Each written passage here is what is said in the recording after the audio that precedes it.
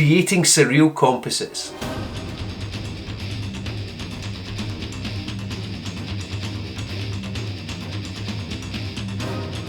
In this video I'm going to show you how to create this image here using 4 other images, and it's techniques that I'm going to show you that we've been building up over the weeks and showing you different things with the composites as well. For this I've started with the grey layer, and as the last previous video showed you, you can download these grey layers and use them however you want. They're already set up with photographic aspect ratios ready for you to use, so please feel free to use them. And as I explained in the previous video, I use them as my base layer. So sometimes when you bring images into that, they will try to marry to that aspect ratio, so you may have to get into layer adjustments and adjust it that way. It's all fun, it's all part of the process of learning how to do these and learning how Luminar itself can create composites like this. This one's a relatively simple composite, and it's the thought process that takes you to different worlds and surreal situations and surreal images, and it's something you should try. The images you use here come from Unsplash, and you also have Pixabay as well. I think that's a sister site, and as I always say, please attribute the photographers that put them up there because it helps get them exposure as well. Once you're comfortable doing this, what you can do is you can go out and create your own images. You can go out with the thought process in mind that you're going to create this, so you can get your friends, colleagues, whatever, and actually intentionally go out and shoot these for yourself. The elephant in this case, another image that I'll show you in another one, a rhinoceros. So I'll put the image here, this will be in one of the next videos. It's images like this that come from your imagination, and these are the ones that perhaps you want to create for yourself. Right, to save me blethering on with this, without further ado, let's dive right into this tutorial. Okay, now that we're in Luminar, what we're going to do is, you see I'm still using the grey. The grey I'll find really useful when I am editing any of the composites. So I'll go ahead and do this, and I'll talk you through what I'm going to do with this and why I'm doing it for this image. So the first thing we're going to do is we're going to add a new image layer, and for this we're going to be using these 4 images here. So the first thing I'm going to do is add here, and again these images come from Unsplash, and I'll put a link to the images below. So please remember, if you use these images, accredit the photographers. Next thing, layer transform, and I'm going to drag that down because it fits the aspect ratio of the background, and in this case it's the grey. So that's an 8x10, 5x4, 8x10. So I'm going to bring that down to about there, and what I'm going to do is I'm going to extend this out beyond the screen just slightly and bring it down to around here, and I'm going to click done. Next thing I'm going to do is I'm going to duplicate that layer. So I'm just going to go straight in and duplicate layer. And now that we have that in, what I'm going to do, because of the way I'm going to work this, and I'll show you why, but because of the way I'm going to work this, I'm actually, instead of blending in the sky that I'm going to use sky replacement to do it. So I'll show you how it's going to work. First thing I'm going to do is layer transform, and I am just going to scale this up. So I'm going to drag it right down to there, and I'm going to scale the image right up to about there, and I'm going to check it. I'm going to bring it down, so I might even take that a little bit further, because if I knock that out of the way, there's the top of the girl's head there. So I don't want the top of her head here to interfere with that, with the next process I'm going to do. So I'm going to scale that up further to around there. So we should be safe with that. Right, for this I'm going to click done. Next thing, I'm going to edit the mask, and I'm going to use the brush for this. Because what we're having to do, because I'm going to use the sky replacement filter, what I have to do is I have to create a sky in the first place for it to be replaced, and this image just works brilliant for this. So the first thing I'm going to do is erase, and I'm just going to work across the screen gently, but to around there. I don't want any of this layer here, sky, interfering with the image at all. So that for me, and I'll just check that I've got everything. Yeah, that for me is okay. Next thing I'm going to do is I'm going to blend the two of these layers together. So next thing is I'm going to create a new stamped layer. Now that we have the stamped layer in place, I can get rid of these two layers. So I'm going to, just for the purposes of this video. So I'm going to go in there, and I'm going to go delete layer. And then I'm going to go down here, and I'm going to delete the first image we brought in. So that we're left with the portrait grey and the new stamped layer. Now this is where the magic can happen. On the new stamped layer, if I go into the creative tools, AI sky replacement, sky selection, and I choose sky selection and load custom sky image, and I choose this one here, and I click open, the sky drops in. So what we have to do, I know that's quite a noisy sky, but in the final image I'm going to add noise to it anyway, just so that it all blends together more naturally. So you notice the small artifacts down here. We're going to change these as well. So I'm going to go in and I am going to push the sky global to around there. I am then going to go sky local to about there. I'm going to move the horizon blending, and I'm also going to move the horizon position just to about, say about there, because you've seen the final image. So I know that the elephant's going to take up some of this image as well, and again I'm quite happy with that. So for me, what I'm going to do is I am going to stamp this layer again. The way I like to think of it is as if this is the original image that I'm bringing in. So next thing is I'm going to add another stamped layer. Now you don't have to do the stamped layer, but for me, I've got another video rendering in the background, and it's not the fastest of computers, so I'm going to stamp the layers for this. And there we have the stamped layer. The next thing I'm going to do is I'm going to delete the original stamped layer, and I'm going to delete layer. So now for us, this for me is my starting point for the image for us to work in. The next thing I bring in is the elephant. Add new image layer. And I'm going to click open. And again you see the elephant matches the aspect ratio of the image that we started with. So again, layer transform. And I'm going to get the elephant to roughly the size I think it should be in terms of width and body height, forgetting the rest of the image. So for me that looks okay. I'm then going to lock it, and then I'm going to take it up in size to about there. And I'm going to place the elephant just around there and click done. Now I know a couple of you have said with previous videos about the layer opacity, and I understand that it doesn't work for some of you, but I'm going to turn the layer opacity down just to check where this elephant is. And for me, I've been very fortunate. It's exactly where I want it to be. So the next thing, and I'll speed through this, but I'll talk you through a couple of the areas as well, just to show you. What I'm going to do is I'm going to zoom in to around there, and I'm going to edit the mask here, and I'm going to use the brush.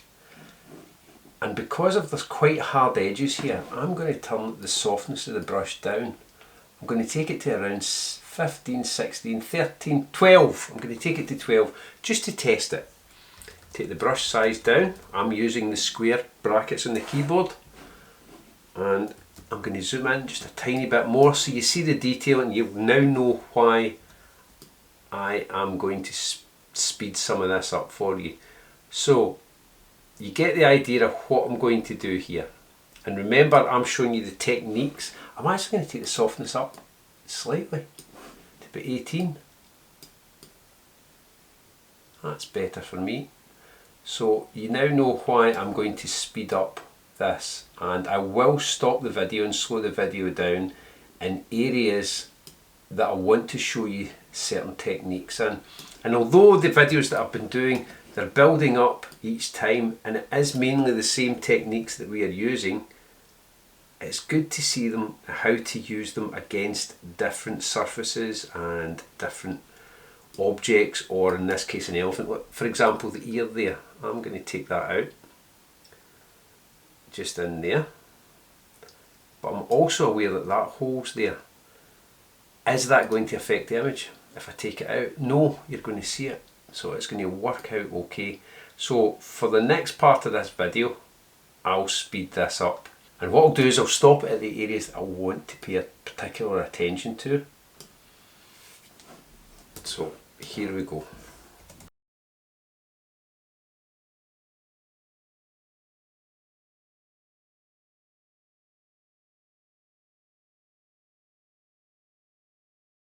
Okay, I'm now going to zoom out. So you've seen what I've done to cut around this, and you'll notice some areas I went in quite close, others I didn't. So what I'm going to do, this is what I normally do when I'm doing this. I'll take out the fine areas first, then I'll go softness 0, and then I can go in without affecting what I've just done, hopefully, and take out the larger areas. And once I've got it to a decent size with the brush, I can actually take out whole swathes of it at once. I'm going to zoom out in a second just to show you what I mean by that. I'm just going to check that I've done it with the entire image. I have, except that area there, so let me zoom in here. And if you take your time and do the small areas first, you can then do this, and it makes the entire process, it's quite therapeutic as well, but it makes the entire process quite simple for you to do this. Remember, every now and again, release the mouse so that you don't make a mistake and go into the work that you've already done. Right, so I just need to take it out a tiny bit just to make sure I don't affect any of the areas. Like this area in here, I am going to paint that out. I perhaps caught the elephant there because I wasn't being careful, but as I say, it's more the process here for you so that you get to work the images even quicker. Right, and what I'll do now is I won't go for a here's one I made earlier. I'll zoom out and check that I can do this now. So you see, I can take out more areas because I've spent the time erasing, or just because of the mask, erasing the smaller areas. So it makes this next process even quicker. Right, and I'm quite happy where the elephant is. Remember, if you do it, to make sure you place the elephant, if you're following this tutorial, place the elephant where you want it, because the mask, I've caught a part of the ear there, but for the purposes of this video I'll just leave it because the mask doesn't move with the elephant. So you would then have to go back in and redo parts of the mask. Okay, so we've got that now, and I'll just go in here and hopefully I'll maybe decrease the brush size here just to take out a couple of more areas, just in there and in there. And as I say, remember, this isn't going to be the finished one, just for the purposes of this video. It's just the techniques to get to the end result that I'm going to show you here. And we will erase there as well, and there, and take that out, and there, and there. You'll probably see in the video a couple of areas that I've missed. Right, I'll go down here to get to these areas. Right, you probably, as I say, you've probably seen in the video a couple of areas that I've missed, but I'm going to show you with this now. I'll just take out that bit. What I'm going to do is I'm going to turn off the edit mask just to talk you through this next bit. We need to blend the grass in here, and we need to make the elephant quite believable, if that can be a thing. It's this size. So what I'm going to do is edit the mask. I'm going to take the brush and I'm going to stay on erase, but I'm going to take the softness right up. Right, remember, we need to look at the entire image here. So I'm just going to take out a couple of areas here, and I'm going to do them quite randomly. And you can hear that I'm just clicking the mouse here, and what it will do is it will blend some of that in, and it will make the elephant look as if it's actually standing in the grass. Because I've got the softness of the brush, I'll take it right up to 100. I can do that, and it helps blend it in. There, I maybe add that one back in actually, so I'll go back to paint, and I'll just paint there. And of course, because I did that, I'll have to get back into erase and just take out that area there. So I'm going to leave it at that for the video, and I'm going to zoom out. So now we have the elephant there. Okay, we're nearly at the end of this image, and again, once again, I'm going to make a new stamped image layer, and I'll explain why I'm doing this. So if I go in and create a new stamped image layer, within the image here, the girl from the image we're using is quite soft within this. Okay, now that we have this stamped image layer, again, we're going to keep this one. We're not going to delete any of these. We're going to keep this one. And the reason we're keeping this one is I want to soften the legs slightly before we finish the image. So I'll show you what I'm going to do here. What I'm going to do is I am going to go in to Mystical first. And I'm going to drag it up slightly. Just ever so slightly. Then I am going to go back into AI structure, and I'm going to bring this back down the way so you can see that it's softened that just a touch, just to around there. Not too much, but just to around there. I'm looking just, say about there. And then I'm also going to go in, and the small details, I'm going to pull them back. Medium details, pull them back. So everything I'm doing to soften the image.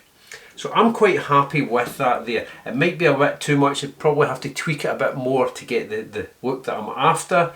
But you get the idea for this. We're going to make this slightly soft. Go back into this layer, and what we're going to do is we're going to edit the mask. This time we're going to use a radial mask. And I'm only going to draw over that area there. And I'm going to tweak it just slightly in there, move it over, and then I'm going to invert the mask, and then I'm going to move it down. So what we're doing is we're basically softening the area here of the elephant moving, as if it's got slight movement in it. So I'm going to leave that at that for that. So last but not least, we're going to add the moon. So we're going to add another image layer. And in this case, it is going to be the moon that I photographed a few weeks ago. We're going to drag that in, and again, it's going to try and fit the aspect ratio of the base document we put in. So I'm going to layer transform, and I'm going to unlock this, and I'm going to bring the moon back to its round self, and then I am going to lock that, and I'm going to drag it down in size because I only want the moon over here, and it's just around there. So the images I said have been made available below, except for the moon. I'll let you download your own moon or whatever if you're going to follow this, and I'm going to drag that over there. Click done. For this, it is a layer blending mode, and remember that you can cycle through these, darken, lighten. I'm going to keep it for now at screen, and then I'm also going to pull the image opacity down. And the reason I'm pulling the image opacity down here, I'm going to move the moon over a little bit more, but the reason I'm pulling the image opacity down is because you've got the atmosphere to think about. Although we are creating an image here, we've still got the atmosphere to make it more believable. So I'm going to do that. I'm going to get into layer transform, and I'm going to make the moon even smaller. I'm just going to take it down to around there. Place it a bit there, click done. So that's the moon there. And again, I'm going to pull the opacity down again. Just to about there, roughly about that. Possibly just take it up a wee bit so we'll get a slight more detail in this.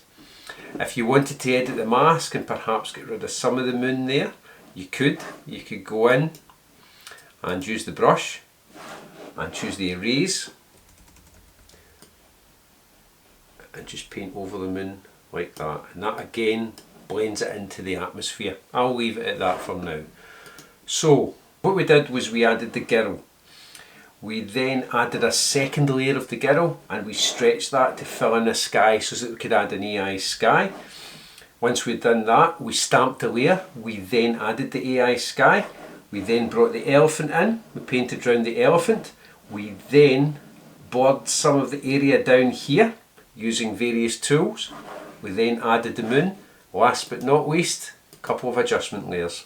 So what we're going to do is we're going to choose a LUT for this, and I am going to go straight to Kodak Chrome for this one and choose that. We're then going to add another adjustment layer, and I'm going to go into my favourite layers, and then I'm going to get into my favourite looks, which are the Cinematic Bespoke, and I'm going to try Camden first. And we get that with Camden.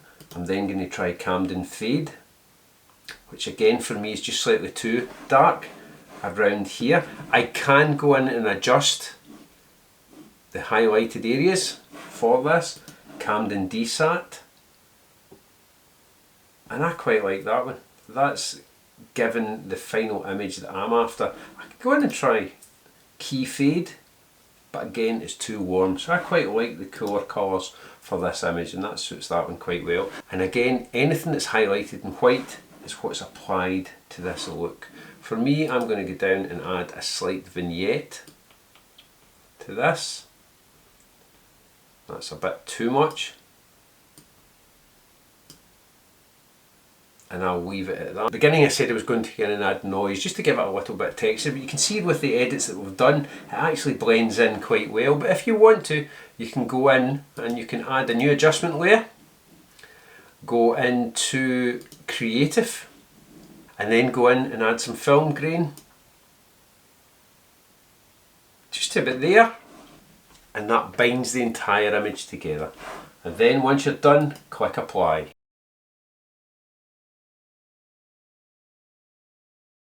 Hopefully you get something from that video, and hopefully you saw just with the techniques that we've been building up over the previous videos how you can get a final image. And it's just your imagination.